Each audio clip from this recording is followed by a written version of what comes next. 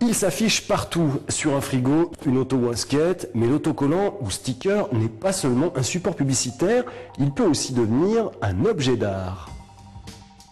Déclinées sous forme de dessins, graphes, peintures ou collages aux humeurs tantôt drôles, tantôt sombres, ces œuvres ont en commun le même support, l'autocollant. Le Centre d'art Space Junk de Grenoble présente le travail de 24 artistes, français, australiens et américains, tous fans de ce médium. Le support autocollant il date des années 50. Au départ, c'était même un papier gommé comme les timbres en fait. On a commencé avec ce médium-là. Et très vite, il y a le vinyle autocollant qui est apparu. Et on a commencé à sérigraphier sur ce vinyle-là. Devenu objet de culte dans les années 70, le sticker surfe avec la culture skate et les sports de glisse.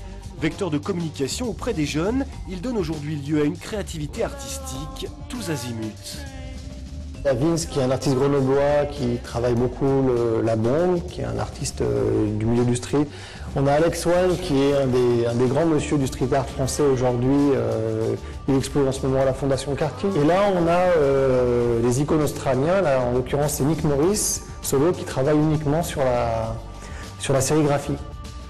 Objet mobile par excellence, les stickers se retrouvent donc encadrés le temps d'une expo assez scotchante. Art Stick se dévoile à la Space Junk jusqu'au 17 octobre.